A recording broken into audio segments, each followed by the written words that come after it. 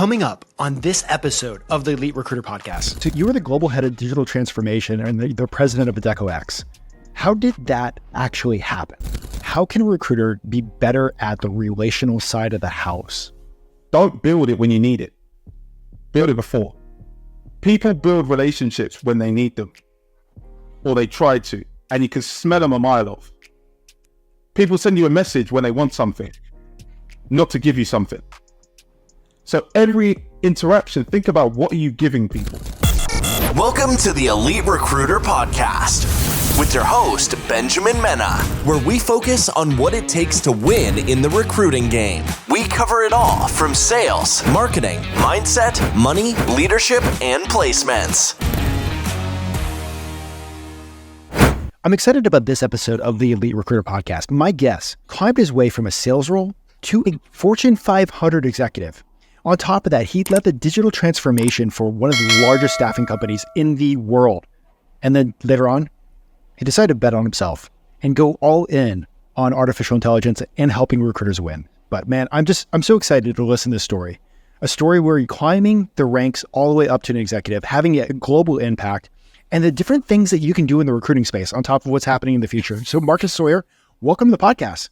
Ben, thanks for having me. Really excited to be here and have the conversation and just share any insights that you want to hear. I'm so excited to do a deep dive. But before we start doing that, real quick, talk about your current company. What are you doing now?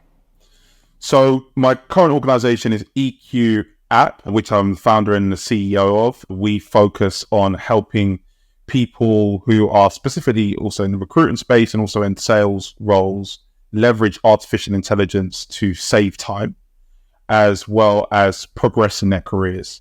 So we're really focused on giving people access to knowledge and the connections that they need to be successful. So that's how I'm spending my time at the moment. Awesome. Every episode, we do start with a deep dive in recruiting. And I'm so excited to listen to this story. How did you even end up in this wonderful world of recruiting? So like everybody, this is exactly what you planned that you were going to do from when you were 5 years old and you always wanted to be a recruiter. And no, it was, I was playing football, I was playing sports, I was playing soccer. I had a university scholarship, and then I left university midway through because I'm like, look, I'm not going to be able to become a professional football player from university. So I need to go and leave and then go and get a job in a gym. So I actually went to work for a company called LA Fitness, and I became a sales rep at LA Fitness. I thought I was going to go and do a typical gym job, but that didn't happen.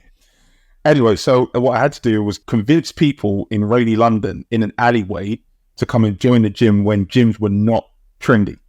And so I'd go outside and I get all these leaflets. And then I started thinking to myself, well, what if I could sell to corporates instead of individuals? So I started to then innovate inside the gym and say, hey, like we should do corporate memberships. So I started selling corporate memberships. And I got pretty good at it. And my thing was, if you came into the gym, you will not leave him without a membership. And I realized gym memberships are not super lucrative. I made like £13,000 a year at the time. And I was like, that's not really going to work for me. So let me start looking for a job. And I think I looked in a paper at that time because there wasn't much online. And there was this company that was trying to help other companies find candidates, not by advertising in the papers anymore on the Financial Times, but by advertising this thing called the internet online, and it was careerbuilder.com. And so CareerBuilder first came in to the UK, and I was like one of their kind of first, 30, 40 employees. And I ended up staying there for a long time and done all types of roles from selling ads in the recruiting space. And yeah, I can continue to go on from there, but that was kind of the first area. So what changed your entire career initially was you got tired of sitting outside in the middle of the alleyway, in the middle of the rain every single day. That was called, believe it or not, and this is what I call it, something very different now with AI, that was called outreach. So the outreach was when you go out into the community and you literally reach out to people and say, hey, do you want a gym membership? Do you want I'm like, there's got to be a better way than this.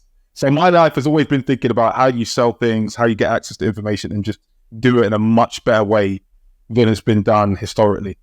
So fast forward, you're an early CareerBuilder employee over in the UK. You spent a good amount of time growing there. Like, how did you reach the level of success that you did there before your next jump? I had to make 120 phone calls a day. So I was like an inside sales, like speed dialer.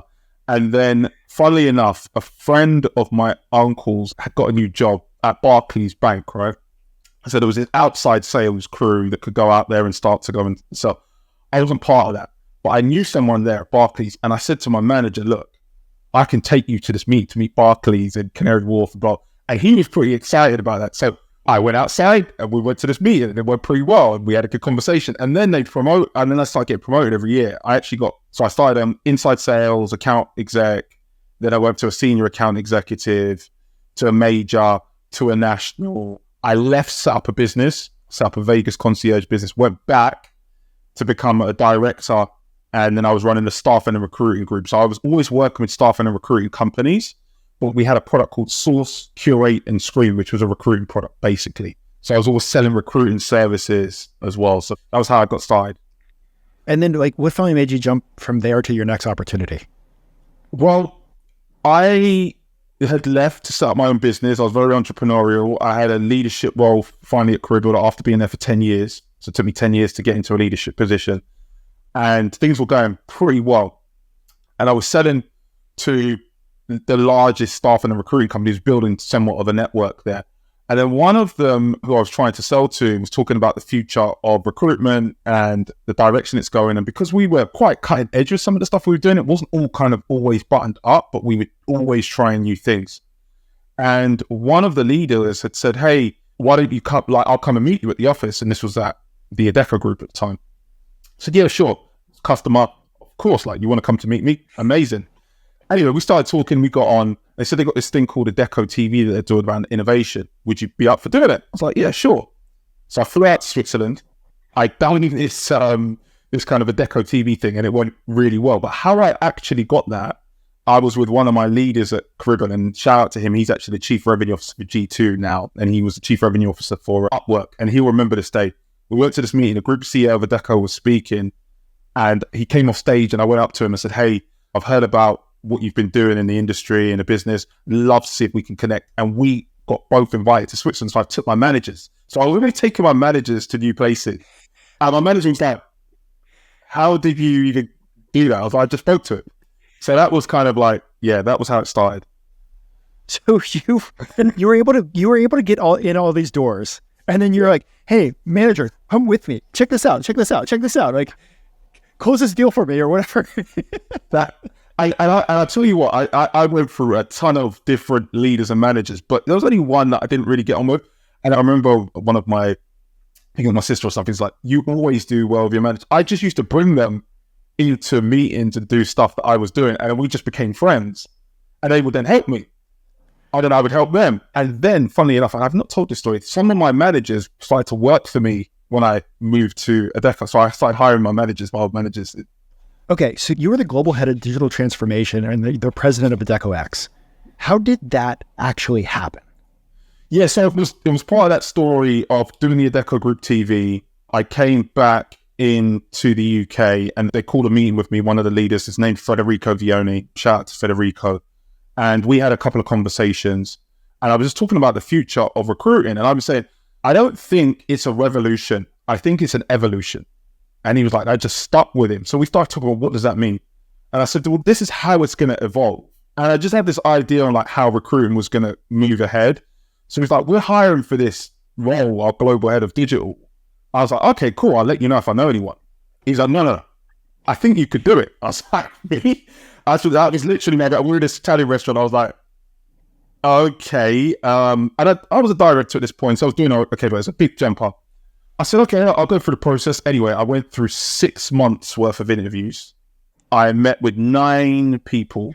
I was going to jump out, but I was cool with it because I was meeting all of the people I was trying to sell to. And I was just building relationships with them. And then by the end of it, it was between me and some other person they were going to pay a few $1 million a year. And I felt like I was the cheap option and maybe the decent option. And it worked out and I got the job. And yeah, stayed there 5 years and it was a really good time.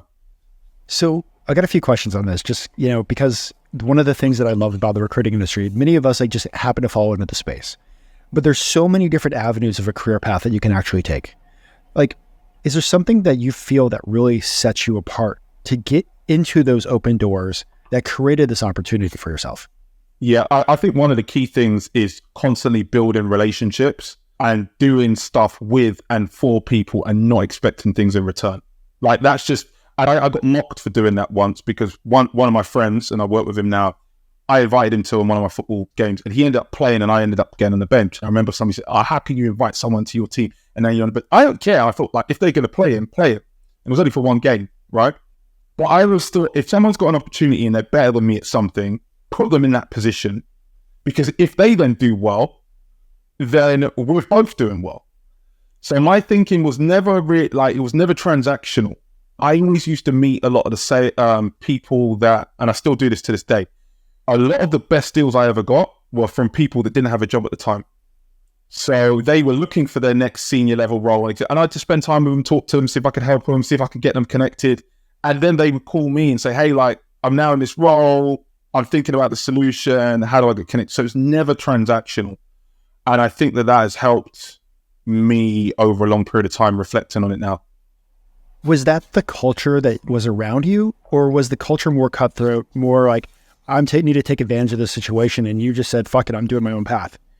It was an interesting culture. Caribbean had a great culture around always trying to add value to people. So after every time you have a conversation with someone, you touch someone, you speak to them, make them feel like they learned something. We'd always fill up with articles, we'd fill up with news, we'd fill up with insights, and knew that would come back around.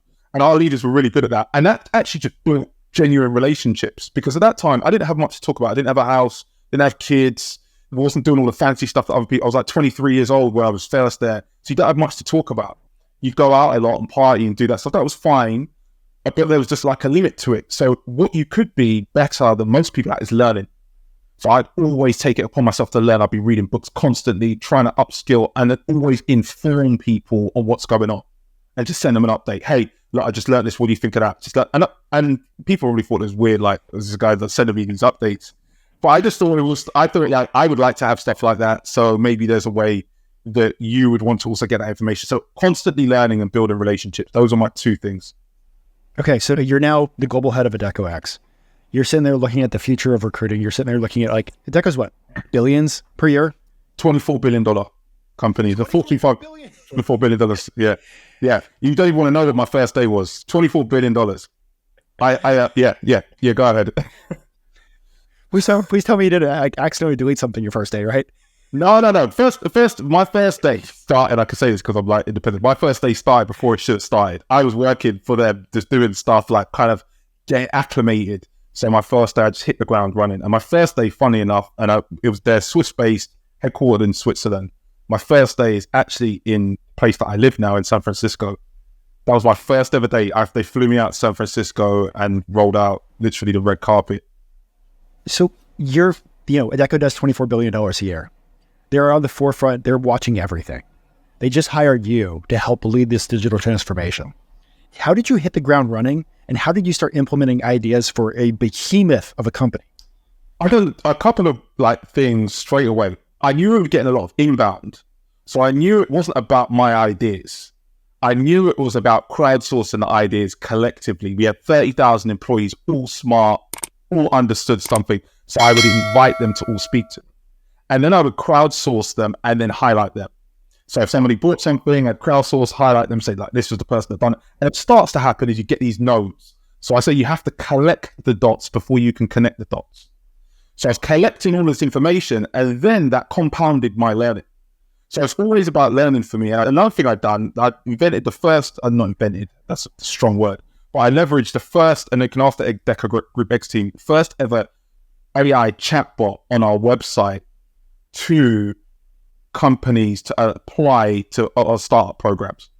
So I would then get all of these inbounds, then we would then distribute it to my team members to then start to look at them and then just organize. So it's all about organization.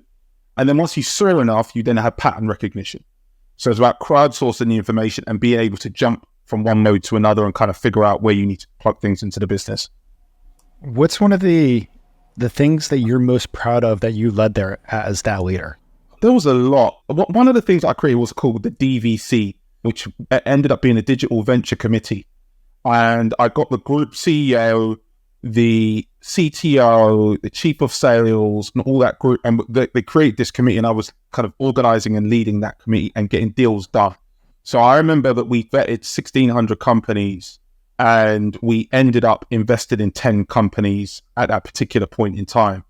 So I was most proud of kind of like cultivating. A lot of those companies have like been embedded into those businesses or changed names or done a lot since then, but also just opportunities, create opportunities for other people. I had like, at one point I had 5 CEOs that were reporting into me for all these different business lines.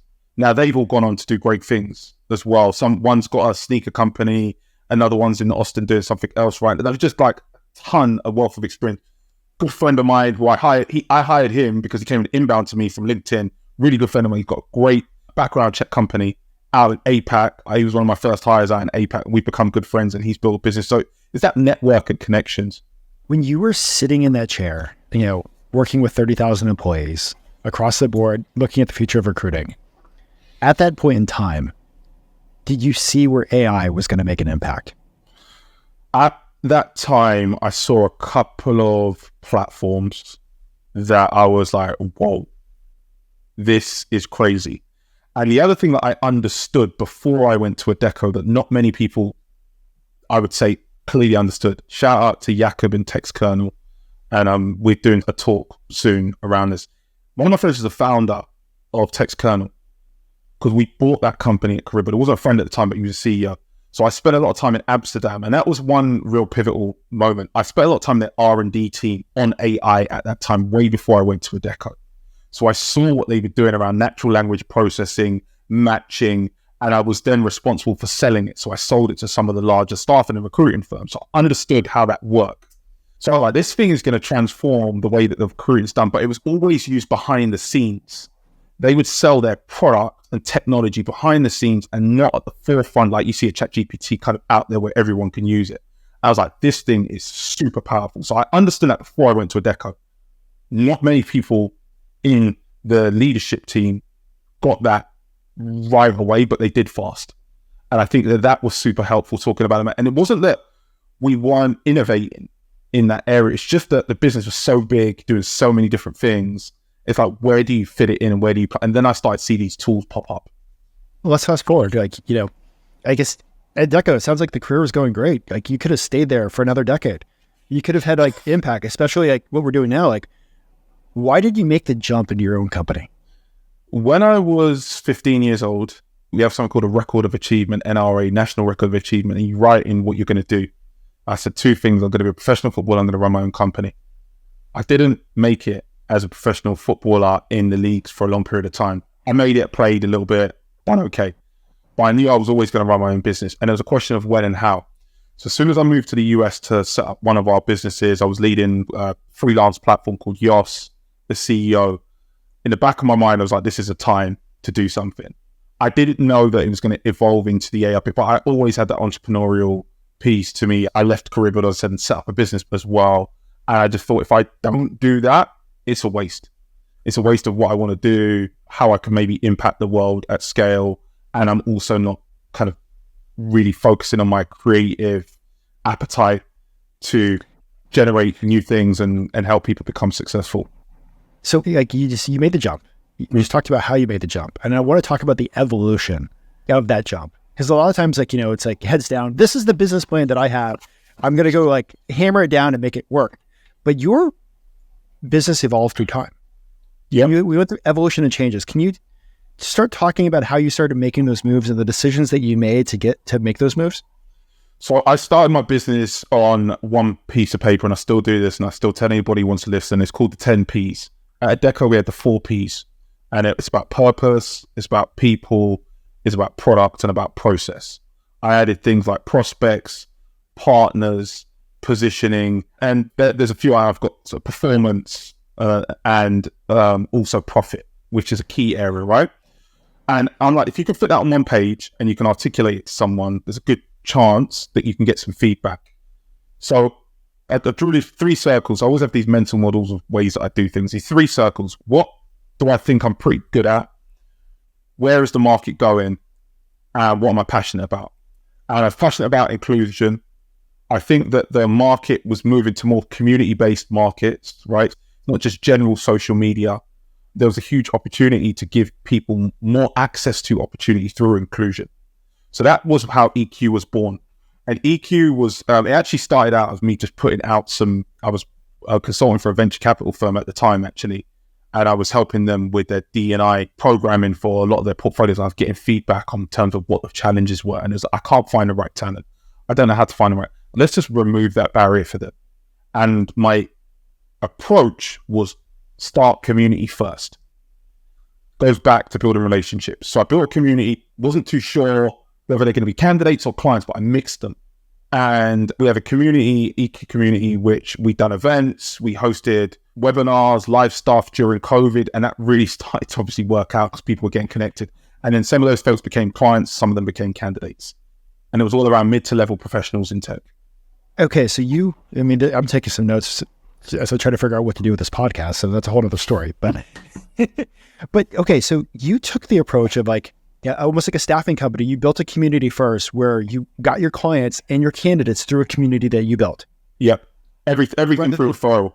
Everything through referrals rather than the most of the time when someone's like, I'm going to go start a recruiting company and just start pounding the phones or sending emails. You went and started built an environment for people to win. Yeah, exactly. And it was around what I call the 4 C's. So you had conversation, community, connection, which also led to capital. So if you had conversation, community, and connection, that would lead to capital, and that's what people want. So that was what the community was built around. And then I was getting all of these other opportunities off the back of that. And like in staffing, you've got to try and figure out what you're good at and stick to that, right? Which is also part of the conundrum. But I wanted to use it to seed ideas. And that really helped us to figure out what we were going to do next and what the business model would be. Well, let me just pause right there before we start talking about that.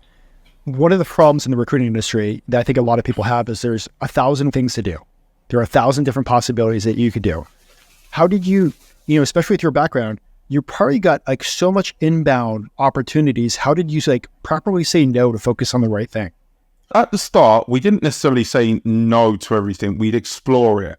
And then once we got some pattern recognition, we'd stop exploring things that didn't make sense. So given an example, if somebody called me for a rec and it was mid to senior level and it was in tech, we'd like, okay, that's great. If they wanted to do mid to senior level in tech and it was contingent, we would prefer to do something as a contained model versus contingent where we take some up front and then we take a placement fee on the end. But there was a large security company, there was opportunity to get into all of their positions and roles. So we took it. We made a placement, then we made another one, then we made another one, and then we became a preferred supplier. So it was about having your principles and your standards, but being open to seek opportunities. And it's very much like sports, right? The coach can give you the formula and the playbook and the things that you've got to do. But when you're on the pitch, you've got to see things and adjust. And I think adaptability and being able to adjust is another key skill, especially as an entrepreneur. For somebody that has the idea, because the people have talked about it with me for a while, or many times, they want to create a community. How do they go about creating a community within a space that's going to work like that? 2 things. Be the host and give people value. You've done it. You've done it the other day with your AI summit, right? Be the host, give people value, they will come. And if you're not giving them any value, they're not going to come. And then it will grow through referral. And I think if you pick a niche, the value, what's the value? What's your expertise? Mine was being in the recruiting industry, HR tech, being able to help you get access to jobs. Maybe the value that you're delivering. I heard about this community, which is called slow as F, right? Which is basically a running community for people that are slow. But they all bound together because they're slow runners. They want to run, but they're not as fast as everyone else. And it was niche, it was focused, and it connected. Ours was around giving people access to opportunity through inclusion. So if you have a key strategy, and look, you've also, again, got to make sure you're adding value because there's a lot of communities that have now popped up. So once you have that base, how do you then build relationships outside? You do this really well. Again, even when I spoke at the AI Summit, you sent me a note with a video in it and it was personalized. People think that your LinkedIn pops because of the post you put out. No, it's all in the back channeling that you do and you share with other people and you let them know what's going on. And they feel like they're in the know. So it's not just what you do on the pitch, it's what you do off the pitch as well, outside of all the preparation of developing and cultivating a community. Love that. So, okay, so you have the community, you've been making placements, contingent, retained, contained, all those different things. But then you start moving towards artificial intelligence. When did that shift happen and how did that shift happen? So we were always using it in the back end for certain tasks, like generating job descriptions, like things like that. Some of the matching, we started building our own databases. But I was always trying to evolve the business model. I feel like the staffing business model is lucrative, right? But this is my personal opinion. But I don't like it. I don't like it because I don't think you should get compensated based on the salary of someone else. I just outright don't think it makes sense. That's my opinion. So what am I going to do about it?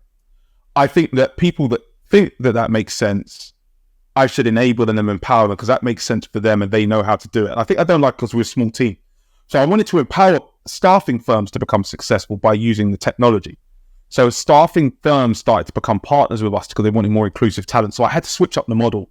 So instead of us charging placement fees, we were going back to what I'd done at Career Builder years ago, which was source, curate, intro. So we had a fee for sourcing. We could source you a certain amount of candidates.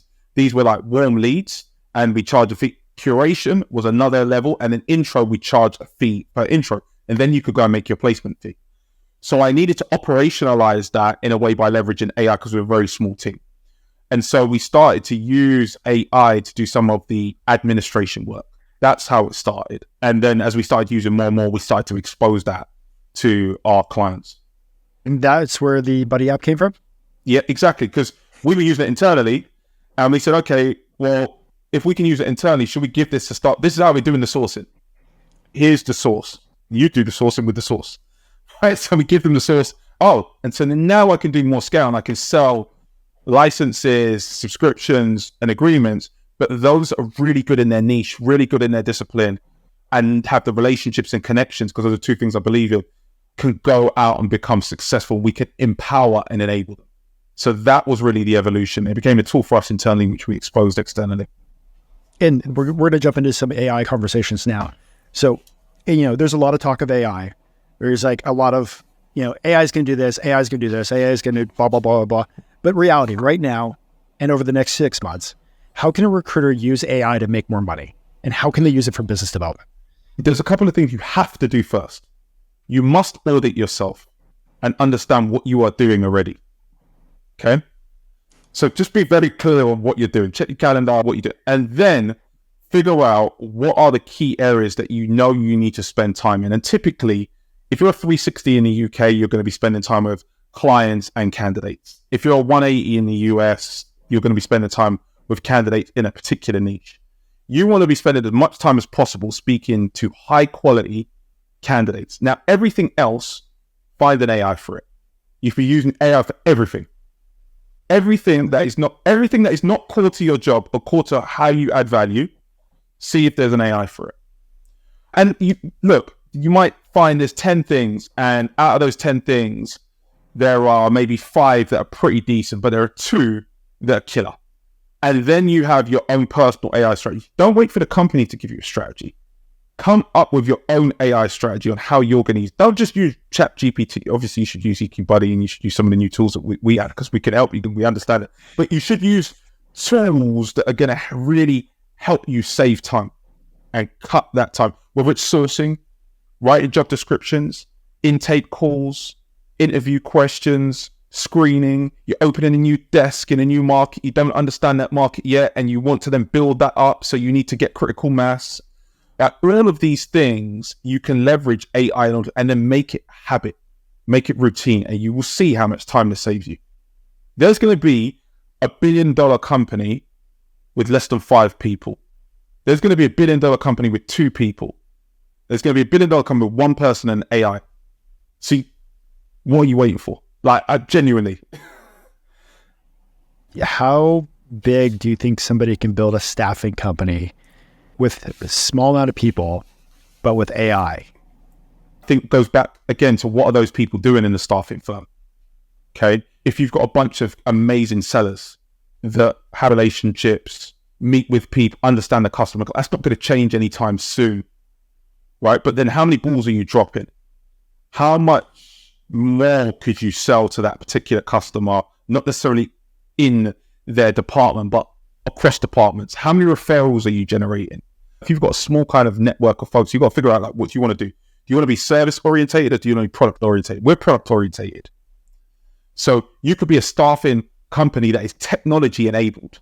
That means you have the relationships, you understand the requisitions, you understand the industry, you understand the specialists, but you use everything to deliver through AI. So I think that you're going to see a big, I don't even know if it'd be called a staff, would it be called a staffing company? Maybe, maybe not. The other thing that you have on the other side when you talk about staffing is, so we've got permanent placement recruiting, but then we also have traditional staffing. Now there's a lot involved in that, especially if you get into healthcare and you start talking about nurses and you start talking about per diems and you start talking about AI will start to help with a lot of those things. However, it's still going to be down to relationships that you have with the hospitals. It's going to be down to the relationships as an exec search firm that you have with the board, because you're selling at that board level. So it's all going to be about your relationships. That is going to be your key and critical currency, relationships for recruiters. So I think I've been telling this for a while. I think relationships is going to be one of the biggest things that recruiters need to focus on over the next 5 years. You seem to be great at it. I know you covered some like relationship advice earlier, but once again, like, how can a recruiter be better at the relational side of the house? Don't build it when you need it. Build it before. People build relationships when they need them, or they try to, and you can smell them a mile off. People send you a message when they want something, not to give you something. So every interaction, think about, what are you giving people? Are you giving them knowledge? Are you giving them value? Are you giving them insight? They will remember, and then just be aware of like, hey, by the way, I do this. Like, continuously do that with your current customers and people that you've built referrals with, and also those that have a good taste in their mouth from your experience. If you've been in a recruiting game for a long time, chances are you've created an opportunity for people. Chances are that they've got an opportunity they wouldn't have got elsewhere. Chances are that you have some kind of Rolodex or some kind of group of people that you can build a network with. Think about how you can give that network value. Yes, we want to think about money. Yes, we want to think about the finance. You're going to make money. Like, money is easy to make. Are you going to make an impact? And if you make an impact, you are going to be successful and you're going to be wealthy. It's easy to make, but the recruiters, we know this, right? And this is why I come out of inside sales. You don't want to be in a rat race the whole time. So you've got to think strategically. Think about the move after the move, not just the move. That's how chess is. So strategic thinking. I think strategic thinking and thinking about impact is one of the most, like, it completely reframes how you approach every conversation. But you just said something that like is a core, I said like it was a core belief to you that you've mastered, ingrained in you. Making money is easy. How does a recruiter get to create that as a core value and part of their foundational belief? In terms of making money is easy. Yeah. How does a recruiter do that? Well, you have to be in a situation where you've done it. You have to be in a situation where you have the right environment to thrive. One thing I used to hate when I was working at certain companies, or I've seen how companies operate, I used to hate when they used to have capped bonuses. You want to look at uncapped opportunities. And I know why we do it, right? I know on the business side, and there's something that didn't sit right because they put limits on you. I think if you want to figure out how to make money, you've got to get in a niche that you're really, really good at, build deep relationships, then you've got your roots, and then you branch out from the roots there. That's how I can be a polymath. I can do all these different types of things, right? So you can do HR, you can do software as a service, AI, inclusion. But my roots are in relationship building. It's in building product and understanding people. What are your roots? What are you known for? You ask candidates this all the time. What's your best strength? Why should you get hired? Why should people keep buying from you? That's the question you want to ask yourself, right? Why should people listen to you? Love that. Well, before we jump over to the quick fire questions, is there anything else that you want to share about your story, your growth, the leadership, the relationships, and your company? So I think generally speaking, relationships are the cornerstone to any business, and that will continue, whether or not you're doing big business, small business, or partnerships. And that's a core belief that I have, and I've seen it reign true. I think that my journey itself has been not about transactions, but about trying to find and assemble myself in the right spaces. I think about spaces. I think about space a lot. And am I in the right space in order for something that will seem serendipitous to happen. Okay, so what does that mean? Do I have the right group of friends? Am I meeting with the right people talking about the right topics? Are we talking about AI and innovation and the future of society? Or are we moaning about Billy who hit quota before us and they sold this and like remove? So just be aware of the environment that you find. Environment has a huge impact on your well-being. It has a huge impact on your level of success, and it has a huge impact on how you can learn at a compounded rate. So that's one thing that I would say. And I'm saying the other thing, just around our business, like we're on a quest to help people get access to the knowledge and the people that they need to be successful. We're going to do it in a few different ways. Right now, you've got EQ Buddy, get access to information real time. By the time this airs, you're going to have something you can speak to, you can brainstorm with, that is smarter than me, smarter than many other people at scale, and will be able to help you throughout your career to become successful. And so that's where it's going. Like, you're going to have these AI partners that are going to be there for your every need to help you be successful as a human. There's, of course, risks to that as well, but there's a huge opportunity as a recruiter. So don't sit there and do the same thing you done yesterday and a day after and expect different results, because we know what that's the definition of. Insanity. There you go. You got me on a fired up day today. I don't know why, Ben. I feel like... Well, for the listeners, like, we actually sat down last week to record this, and I was just like, you know what? I didn't feel like I was ready to ask good questions. I do today. So there we go. These are great questions. You just got you got me fired up. Let's go. All right, quick fire questions. Don't have to be quick answers. A recruiter that's just getting started in our wonderful world of recruiting this year, no experience in recruiting, what advice would you give them to succeed in our space? So I think if you just getting started and you have a choice now, maybe you're like pre-starting the job, but you're thinking about going into that area, really try to do some analysis on what the future of work may look like for that industry that you're going into. Because some of those jobs might not exist, right? Now, some of those jobs you're going to double down on. So like data science, engineering, those areas. And then some of those industries. So I would think really around what you're recruiting for and what do you think is your unique value proposition that will help you to become world-class. Go into it thinking that you can be world-class, and then surrounding yourself with the knowledge and the information and the people in order to strive to become that. So just think about the specialist that you go into. Oh, man. I wish I started recruiting thinking about how to be world-class. Man, that's why we do the podcast. Half the time the podcast is for me back almost 2 decades ago. Same question. Like you've been around the recruiting industry for, was it 19 years now? You've seen a lot of stuff. You've dealt with, some of the best recruiters in the entire globe, not just here in the US. Somebody that's been in the game for a while, 5, 10, 20, 25 years. What advice would you give to them to stay successful? Constantly sharpen your skills and still sharpen still. So surround yourself with the right people to continuously sharpen. Be an autodidact, a continuous learner. Don't think you know it all, because you'll be stale and evolution will take you out of the game, right? There's a reckoning that's coming with AI. There's a reckoning that's coming with these new age individuals who are 19, 20, you've never heard of, that are going to use AI and they're going to beat you down. You have the main experience and you have experience on how to deal with people and deal with relationships. Lean into that. That would be my advice. Has there been a book that's had a huge impact on your entire career? There's like 2 or 3 that are, and these are like elementary books, right? They're not even anything crazy. The first book I read was Steve Schiffman, Cold Calling Techniques That Work. We used to read that. I used to read that like a Bible, right? I used to read that like the Quran. I used to read that like constantly. Every day I'd be rolling with that book. And that had helped me just on how to have conversations quickly, fast, build relationships. People say, oh, you're pretty good at that. And then you build a relationship and you go from there. So that was one. Old school. If you're in cold calling, you still have to call people. Great book. Old school book.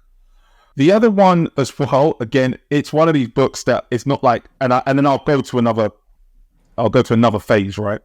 This is not one of those books that would be in the top writer of the year award book and blah, blah. Like, I've got some of those books and I can talk about those. It was called The Secret. And this book was just about universal positive energy and how you can bring that to yourself. This thin book, small book, helped me when I was going through a lot, trying to come up and trying to be successful, having to batter 100 calls. So I mean that grind, great. Now, if you are thinking about marketing yourself, or you're thinking about building a product, or you want to do an entrepreneur book, the book that I really love is called Contagious by Jonah Berger. And it talks about how ideas spread and how you can generate demand for what you have and some of the tips and tricks that people have. I'm reading that right now. I read that constantly as we go through product cycles. So I generally reread books and go back to them because I've got a ton here that I didn't quite get, or there's a situation that I want to go through. Outside of EQ Buddy, do you have another favorite tech tool? Do I have another favorite? Yeah, it's called Tunde AI, and it's going to be released soon, and it's one of our products. But the other favorite, there's a lot of tech tools that I use. There's one called Video AI that I like. They do something pretty interesting where you can send any of these conversations, videos, Zoom call, whatever, and it will chop it up and slice it into clips, highlight reels. That's been pretty useful, and we use that for our testimonials. So if we're having a conversation with a client or customer and they've got some positive feedback, say, hey, do you mind if I record it? They record it, put it to Video AI, chops out. It's not perfect. It gets you about 90% of the way, but it's a good place for you to store, and we use that constantly. Yeah, some of those like video tools are just absolutely amazing. Like, hire a video editor if you can, but if you can't, the stuff does pretty decent. Yeah, and you certainly see it for there's different disciplines and roles. And again, it's like there's an app for that. There's an AI for that. So if you think about a role or something you want to get done, there's an AI for that. So you've dealt with thousands of recruiters. You dealt with thousands of businesses. You probably have recruiters asking you for advice constantly now. Is there a question that you wish a recruiter would ask you? If I'm looking for a job, or just generally speaking? Just generally speaking, because I'm sure they're asking you AI in the future, but to the core, is there a question that you're like, man, I really wish you would just ask this? One of the key things that I think we're not asking the question enough is, how do you bake new technology into habits and then measure the results to become successful? Because I think that they're kind of like three separate things. Habits obviously drive success, right? So what successful habits can you use in order to become successful? I think that's a key thing. People don't really ask me that. And there's weird things that I do. They're not amazing, kind of light bulb thing, but things that I do that I don't talk about online because I don't feel like it's the right thing to talk about. Hey, yeah, I have a cold shower every single day. Yeah, I do, but I don't talk about that. Right? Why do I do that? It stimulates brain. Why do I get a certain amount of sunlight in my eyes in the morning? Because it's just those are things like that are habits that you can bake into what you're doing that will just enhance your well-being. Therefore, your interactions become more positive. Therefore, you become more successful. So thinking about habits and compounding. Think about compounding successful habits. Ryan, this next question, I'm trying to figure out how to really ask it well, but you were recently brought into a university to share about experiences that you've had and experiences that you dealt with and how you dealt with them. Do you want to share some of those topics? Yeah, so I had spoken at a university in California. They have some programming, particularly for students that are interested in kind of society and racial tensions. It goes around diversity, equity, and inclusion. And I wanted to learn about my experiences from kind of starting 120 calls away to become a Fortune 500 executive, and what had happened. Because no one had really asked me that. So I sat in front of this group of students, very smart individuals, and the professors there.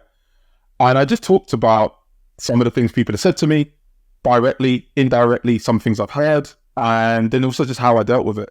There was everything from being in a board meeting, from someone saying, from the street to the boardroom. I'm like, what street, right? All the way through to hey, someone saying, if we went skiing, we wouldn't be able to see because you're so black.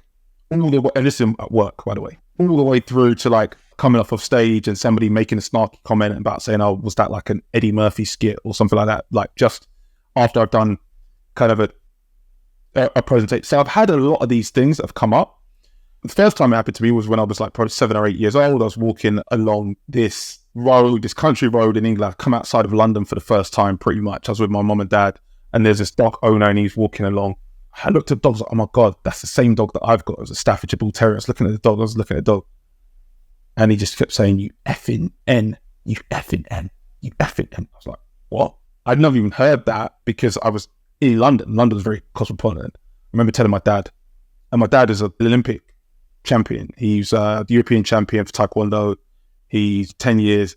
Told my dad, and I remember him confronting the guy. And then that whole journey home was him explaining to me, look, these things are going to happen in life. Racing is going to happen.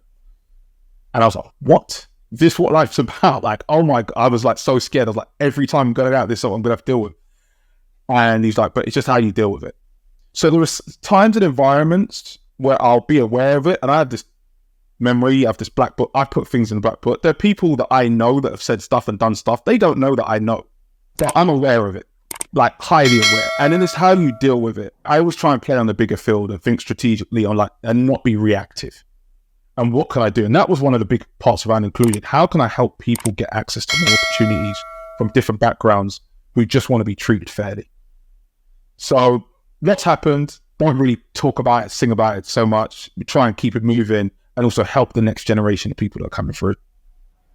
There's not too often where you see that many people like turning around and like reaching their hand back out. And I love that's what you did with your community when you started your own company as a recruiter. Just going back to your childhood and your early career and even mid-career, all the way up to the leadership level. What do you think to your core was one of the reasons why you were successful? Because I believed I could be. Always. Did you have to develop that? Yeah, look, I was doing Taekwondo as a kid for a long time, and it's all about indomitable spirit.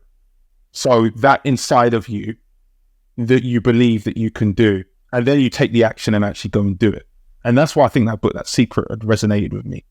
And always believing that if you treat people well and you have positive interactions, it's going to come back around. So I always feel like it doesn't matter how bad the chips are, how like you can do something. And so I got a never die attitude, grit and determination. Somebody called me from who used to work with Career Builder. He said something to me. It's quite funny. I was like, I didn't even know that had happened. And he said, do you still have like this crazy work ethic? Like, were you just like crazy? I thought, what do you mean? He's like, yeah, you just used to, I just remember watching you used to pop. And I never thought about it. And people's got hustle culture and all this stuff. They try and rubbish it. And if you don't have anything, you have to come out with something. You have to work hard in order to create as many opportunities for yourself as possible, and then be smart enough to distill that information, dissect it, and then decide what you do moving forward. The reason I made 120 phone calls a day was so I could build AI, because I don't want to do that again. So I'll go through the hard work and the hard pain to figure out what it's like to then build a better solution. And that's just how my mind works and how I think about it. I don't think that everything should be set in stone. And that's why I think you should continuously be learning and looking at a better way to do things and a better way to live. Wow. I'm sure like you have such a positive mental attitude. Like you head charge, you know how to grind it. The grind and the work is what's gotten you here on top of like being smart. But even with all that, like I'm sure you've had some bad months. You've had some bad weeks. You've had some days where you're just like, this absolutely just sucks. How do you get through those? And how do you get back in the game again? So my brother is 21 years old. He was playing a football match and he headed a ball when he was 15 and he had a brain aneurysm and a blood vessel burst in his brain, and he hasn't been able to see or walk since. My problems are nothing. He's my inspiration. Like the way he deals with situations, how positive he is, and I speak to him, he's my inspiration. And so I've always known that I've been fortunate to have 2 arms, 2 legs, and then that was like a real like. So if things aren't going that well, just know somebody else has got it worse. And that's how I get through things. Everyone's different, and there are days where I'm like, I feel a bit lethargic. But then you've got a little mechanism, have a cold shower, right? I've got kids, they're driving me nuts. I'm with them every single day, like taking them to school, it gets a lot. You've got to take them there and you've got to work, you've got to run a business. Are we going to earn enough money? Is our business going to fail? Is it going to be all these thoughts that run through your mind? Go for a walk, take a few deep breaths. So having coping mechanisms, look at my brother for inspiration, go for a walk, take a cold shower, speak to a friend, talk to Tunde, which is my new AI as well, right? Like just different ways to deal with those situations. And then before you know it, people come back with positive stuff. And it's not easy. Life is not easy, but somebody has got it worse. I feel like I don't want to ask the next question after I found out about your brother. Man. No, he's cool and he's good. It's a tragic situation, but I feel like I do justice when I talk about it and I mention it. I don't see him as often as I would like because I'm in the US. I don't even speak to him as often as but it's a constant inspiration for me. And then I've got two sisters. One's at Google DeepMind, killing it. One's an actress. She's doing really, really well. One's in Oxford. So it's just, when you've got a bigger family, you kind of see like people have always got stuff going through. And that's one other thing I actually learned with the community. When you speak to a lot of people for a community, someone's always got something going on. So just ask them how they are. Oh, I love that. Well, the next question, I'm going to ask this two different ways. Mm-hmm. I'm going to ask this at the very, very beginning or early in your career, like when you got into the wonderful world of recruiting. And then secondly, at the start of EQ, buddy, if you can go back in time with everything that you've learned, the ups, the downs, the pain, the success, and have a talk with yourself and give yourself advice at the very beginning of your career in the recruiting world, what advice would you give yourself? I would say things could always be worse. Keep a positive attitude at all times. And I would say help more people earlier. Because I thought at one point, even I was doing the Adecco stuff and I was a career builder, and I was doing pretty okay, but I didn't realize because I was just head down. And I think if I could have maybe like put on a few more people earlier, I did help quite a lot of people, but I was just so on it. And some people had seen that as me being arrogant, but I needed to get out. And I would just continue to help more people. I think that your legacy and your impact is around not you, but the people that you impact and how they then continue to carry that on. Same question, but with all the success you've had, you're now working with tons of agencies and tons of recruiters. If you could go back in time and have a conversation with yourself at the very beginning of your entrepreneurial journey, what advice would you tell yourself? Do it earlier. I don't think that's necessarily true. That's like a reaction because I learned a lot at Adecco. I think, I'm not necessarily here for the destination. I'm actually here for the journey. So I see like every part of it as a learning, and I believe that we're going to get there one day. So for me, it's just enjoy it and work with people that you want and have a smile on your face, because life can be much worse, and it is much worse for other people. That actually goes into my last question. What kind of legacy do you want to leave on the recruiting community? Somebody that tried new things and brought joy to the lives of everybody in the industry and also beyond that. Just creating. I'm a creator probably at heart. I think that's really where I am, and I want to help people be successful. And also I want to be successful myself. I don't really think about it that much. I more think about the legacy of my kids versus the industry per se. I think about just giving them the tools that they need in order to be successful so they can help their kids and their people in their community and their network. So I think about that a lot. Well, for anybody that wants to follow you, how do they go about doing that? LinkedIn is really simple. Just Marcus Sawyerr with 2 R's on LinkedIn. That's an easy way. And also EQ.app. If you go to EQ.app, there's like a contact us. You can reach out to me there. And anyone for your listeners, actually, that I'd be super open to. I'll give you my email, my personal email, and you can reach out to me anytime. So maybe we put that in the show notes, or I send it to you however you want to deliver that. It's basically first name Marcus at EQ.community. Just Marcus at EQ.community. That's my personal email. Come directly to me. I'll have it in the show notes, so you can flip down to the show notes, click on that, send Marcus an email. Yeah. Before I let you go, is there anything else that you'd love to share with the listeners? No, look, firstly, thanks for the platform and thanks for the question. I appreciate you and appreciate us getting to know each other and having these types of discussions. I think for the listeners, I'll go back to the AI piece and just look, I know if you've done the same thing over and over again and you've had success, you're like, why do you change it? But remember that if you're in sports, you're in science, music or technology, you've always got to learn how to play new instruments, learn how to generate a new experiment to get a new discovery, and also in the same way, learn how to recruit better and more effectively. So just continuously learn, please. It will help you. Awesome. Well, Marcus, I want to say thank you so much. Like I said at the very beginning, there are so many ways and avenues and career options in the recruiting world rather than just back in the day where many people start the recruiting journey, either at a desk, banging out phone calls, banging out sales calls. I love that you shared that how you grew, the things that you did to make those moves, the relationships that you built, and how you developed and cultured those relationships. So man, talk about an awesome episode. And on top of that, the world's changing. AI's coming. But for the recruiters out there, I want you to keep crushing it. I want 2024 to be your best year yet. And we are coming at the tail end of 2024. So whatever you do for the rest of this year is going to be setting yourself up for 2025. So let's make it happen, guys.